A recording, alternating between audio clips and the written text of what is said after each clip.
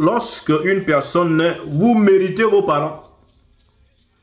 Qu'ils soient les pires parents du monde, vous les méritez. Parce que c'est vous-même qui les avez choisis avant de venir. Et comme je l'enseigne, vous êtes exactement vos parents lorsque vous naissez. Votre nature, vous êtes les parents de vos parents. La nature que vous avez dans le berceau, là, c'est ça vos parents. Et quand vous grandissez, vous commencez à vous détacher de cette nature de vos parents. Parce que vous vous construisez. Vous vous définissez vous-même. Mais quand vous naissez, vous êtes exactement à la hauteur vibratoire de vos parents. Vos deux parents réunis. Vous êtes eux. Les parents, à cause de leur ignorance, que vous devez corriger vous en tant qu'enfant qui venez de naître chez eux, vont parfois vous combattre, hein, d'être des individus assurément égarés, qui n'allez plus à l'église de Jéhovah, et que vous êtes retourné dans les choses du diable, en allant vénérer et honorer vos ancêtres. Ils vont vous insulter, mais s'ils meurent aujourd'hui, vous allez les trouver demain, venant vous parler, vous encourager dans le cheminement dans lequel vous êtes lancé. C'est quelque chose expérimenté, hein, que je vous parle là.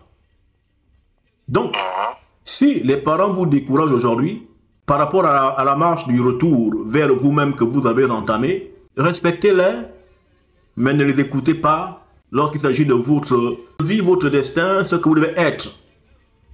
Honorez vos parents, c'est-à-dire faites-leur du bien, occupez-vous d'eux comme les enfants doivent le faire pour leurs parents, mais pour ce qui est du monde de la connaissance, que personne ne vous corrompt, même pas votre mère, même pas votre père.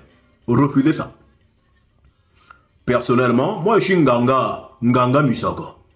Hein? Quand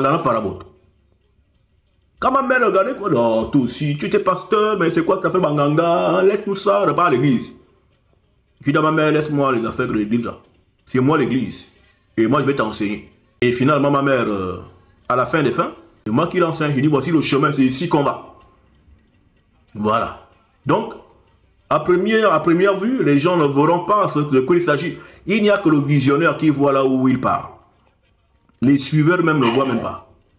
Mais il faut trouver les mots justes pour que chacun comprenne et que personne ne soit réellement frustré. Il faut toujours trouver les mots. Mais ne jamais se laisser perdre par son ascendance qui fait partie de la génération qui doit se perdre et mourir dans le désert. Comment faire pour conduire sur le chemin les enfants qui n'ont pas eu de parents ou qui n'ont pas eu la possibilité d'avoir les gens qui les conduisent sur le chemin? Toutes les personnes que vous écoutez, qui vous enseignent et vous instruisent, sont vos parents. Je suis votre père. Parce que je suis un repère. Le repère, c'est celui qui monte en direction, qui vous instruit, qui vous apporte des lumières, qui vous montre les choses. C'est ça un père. Maintenant, nous avons de l'autre côté les faiseurs d'enfants, les enceinteurs, les accoucheuses, qui ne sont pas automatiquement les mères. Parce que être une mère, c'est un statut mystico-spirituel. Être un père, c'est un statut. Il y a les enceinteurs, il y a les géniteurs, qui ne sont pas forcément les pères. Le père, c'est lui qui prend soin, qui encadre, qui éduque, qui enseigne, qui inculque des valeurs, hein, qui discipline. C'est ce que je fais ici. Que ceux qui veulent des pères viennent me trouver. Et vous êtes déjà là, en fait. Voilà.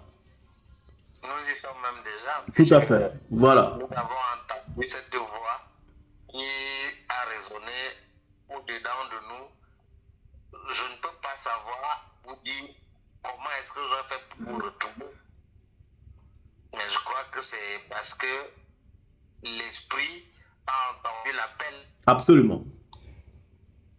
Merci, maître. Pour savoir, nous qui sommes parents et qui sommes entrés sur ce chemin-là de l'ancestralité, comment est-ce que nous pouvons conduire, comment devons-nous encadrer nos enfants pour que très tôt ils soient connectés à ce chemin? Si vous avez des enfants encore en très bas âge, il faut déjà les amener en nos rites. On introduit en eux les ancêtres. Ils vont grandir avec eux. C'est-à-dire que tu lui donnes ça, il grandit avec. C'est comme les vous, non? On donne ça à l'enfant quand il est petit, après on le laisse comme ça en liberté. C'est en grandissant, en même temps qu'il grandit, les vous grandissent.